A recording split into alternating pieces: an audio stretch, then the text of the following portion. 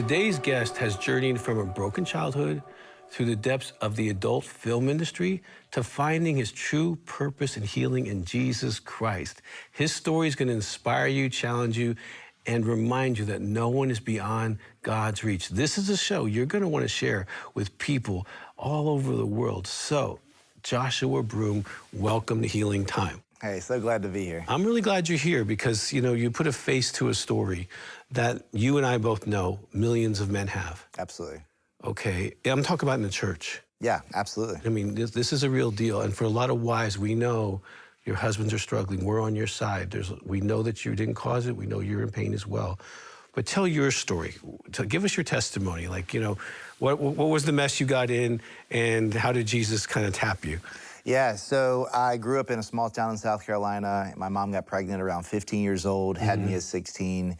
And then my dad, same age, same town. And just being in that small town, him being, down the street and me knowing who he was, seeing him often, it, created the complexity of, there's my dad, but why does he not want to be in my life? Yeah.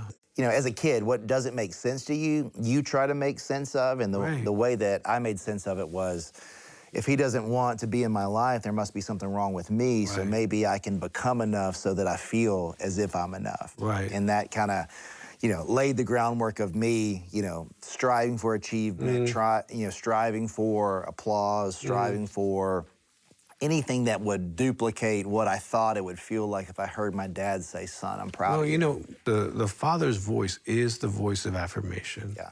Adam was given a gift to name everything, to give identity to everything. Yeah. And when we as dads fail, and I've worked with some of the most beautiful women in the world, some of the most successful men in the world, whose dad didn't say, I'm proud of you. And they have this hole. So what did that hole lead you into? Yes, I was great at, academics, good basketball player, started modeling and acting around 12, 13 years old, but also that was the first time I saw pornography. And I saw pornography at 13, and that kind of, shaped how I saw intimacy, relationships, sex, and I thought if I duplicate what I saw on those pages, I would feel, the emotions that I didn't, and, became very sexually active, promiscuous at a young age, and kind of laying the groundwork for me going to college, doing the same thing. And then had some success modeling, not as much success acting, but just loved it.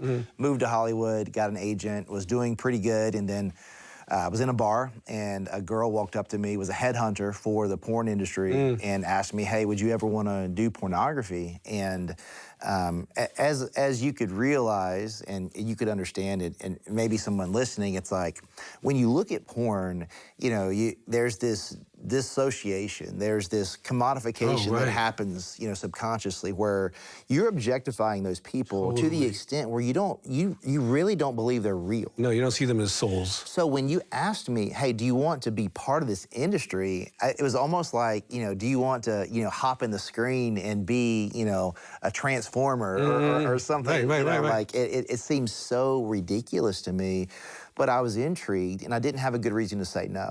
Right, because you were lost. Yeah, I grew up without a biblical foundation. Right. You're gonna pay me to have sex? Okay, yeah, great. Yeah, and I was pretty much like, you're gonna pay me for the life that I'm living anyway.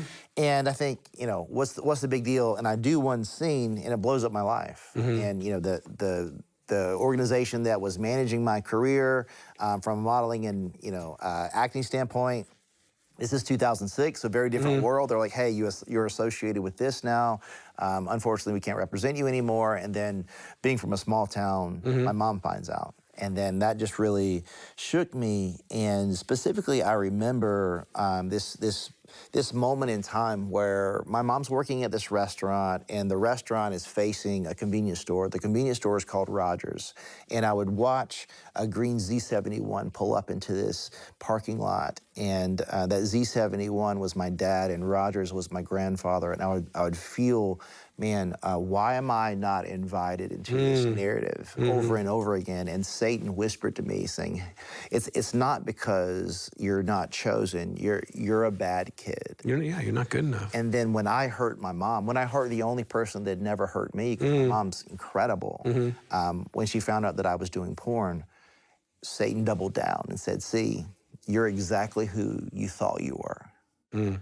So the thing that made the most sense to me, which didn't make any sense, was to double down on the life that I was living. I'm like, okay, well, if this is who I am, I might as well continue doing this and just my personality. You know, for good or for bad, you know, most men have a high achiever personality, which is a good thing under the submission of Jesus Christ, Right. but a terrible thing under submission of your own autonomy. That's right. And I was thinking, man, if I make enough money, if I have enough success, if I get, you know, all the stuff and the things, I can earn it. I can earn it. I can earn it. Yeah, and I think in a really wild way to look at Romans 2:4, where God's talking about his love, his patience, his kindness leads us into repentance.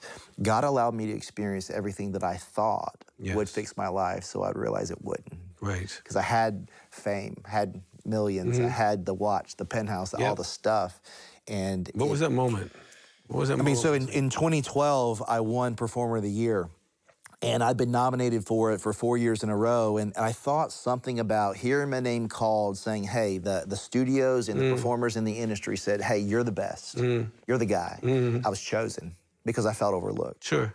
So when I felt like, man, if I won this award, it would do something to solidify or mitigate the depths that I had in my heart. When it didn't, it actually amplified it. Yeah. And that was when I thought, man, I've blown it beyond the extent of going back or even going forward. So the only thing that made sense was to die. So I multiple times I tried to take my life. Wow. And then, you know, this one day I wanted permission to do so. So I walked into a bank. Normally I wouldn't hand a check to a teller and say, hey, on the memo of the check, it would say clearly what I was being compensated for. But on this day, it's exactly what I wanted. I wanted her to be in agreement with me so I could do the thing I wanted to do, because I was so dependent on other people's perception of me. I needed permission to take my own life. And I slid the check across the counter, and I waited for her to shake her head or to say something, you know, derogatory. And instead, she said nothing, and I started to weep, and she came around the corner and put her hand on my shoulder and said, Joshua, are you okay? Joshua, how can I help you? And the reality is, because in the porn industry, you know, they'll say, we can make you famous, we can do this, we can do that. You're not loved. But what do you want me to change your name to? Because if I can get you to disassociate from who you are, this fictitious, you know, variation of you will do, you know, will be willing to do things. You know, just a way of manipulating people. Absolutely. But I hadn't heard my name in 18 months at that point. And then this person said my name. I go and I call my mom and, you know, have this, you know, tear-filled conversation. And then, you know, I chose not to take my life. I ran for my life. And then I'm working at this gym trying to build another kingdom for myself, you know, and found myself having success in the fitness industry.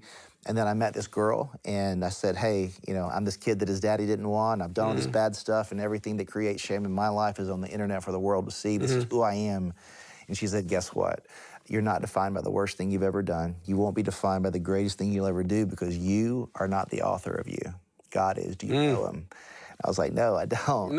Wow. Yeah, and she invited me to church and heard the gospel and surrendered my life to Christ. And Praise you know, Jesus. that girl that had enough guts to give me, you know, truth with grace. Her name's Hope, and she's been my wife for 9 years. Wow. We've got 4 boys, and God flipped my life upside down. God really delivered you. Yeah. And I can tell you're not carrying the shame, you're not carrying the guilt.